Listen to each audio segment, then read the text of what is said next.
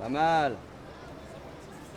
C'est une organisation qui commence très très tôt. Vous savez, depuis 6h45 ce matin, la plupart des moniteurs sont présents et ont mis en place ce magnifique terrain de jeu. Une journée qui a donc commencé tôt, mais pour la bonne cause. Tout au long de ce Water Safety Day, sur les plages du Larvoto, des jeunes scolaires en classe de 6e au collège Charles III et au collège FANB ont pu apprendre les gestes qui sauvent, mais pas seulement.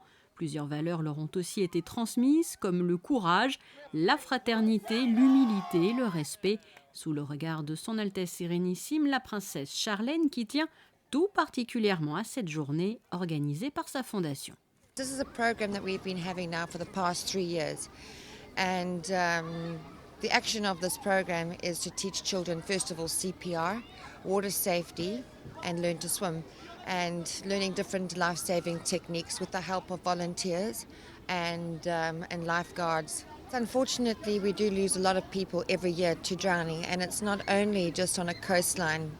There are drownings inland too, lakes, rivers, dams, and sometimes even, unfortunately, we lose children to drowning in bathtubs. So we're trying to put out an awareness program now before the summer comes. Et afin de maîtriser au mieux la prévention de la noyade, différents ateliers ont été proposés, les bâtonnets musicaux. Au signal, les compétiteurs se redressent et effectuent un sprint pour s'emparer de l'un des bâtons.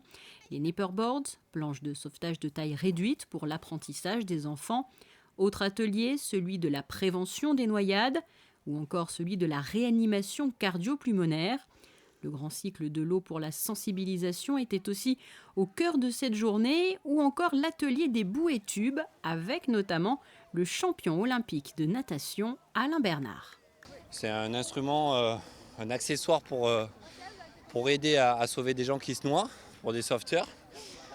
Ça permet aux gens qui se noient de s'agripper à cette bouée et de se faire tracter en toute sécurité pour être ramenés vers le bord. Donc voilà, on leur apprend à faire cet exercice de manière éducative et puis de manière ludique sous la forme d'un relais après. Donc mon partenaire a été un petit peu pris dans la précipitation, il a oublié la bouée, donc il est arrivé vers moi et puis il a fait demi-tour.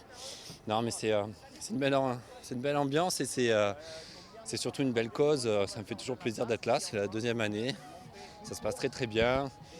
Il fait beau, on a le soleil, on a la mer, mais c'est très important justement de sensibiliser les jeunes aux dangers qu'il peut y avoir dans l'eau, que ce soit dans les piscines, en lac, en mer, en rivière. On a appris à faire des massages cardiaques et du coup à se servir aussi des bouées. Du coup ça pourrait nous aider pour plus tard.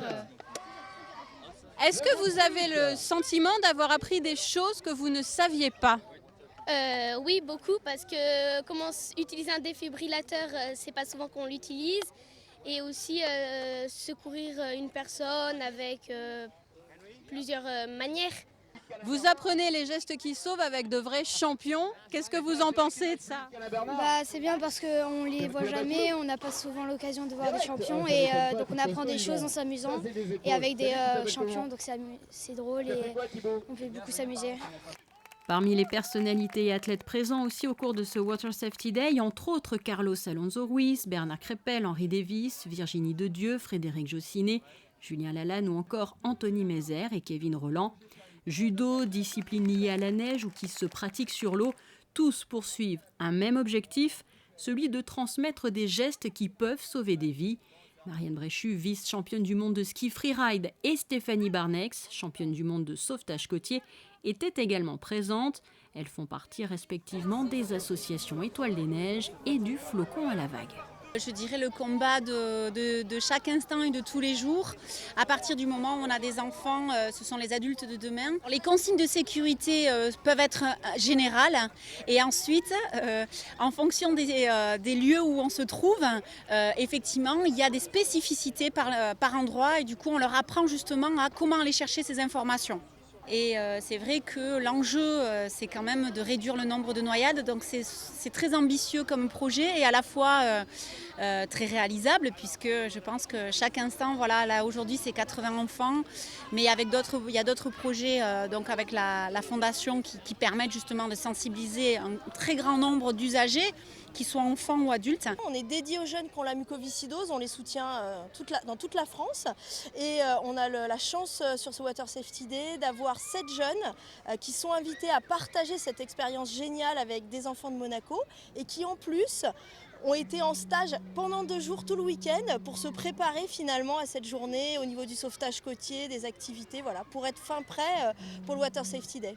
Les ateliers, tout comme la course des champions, se sont déroulés sous les encouragements et les commentaires de Marc Toesca.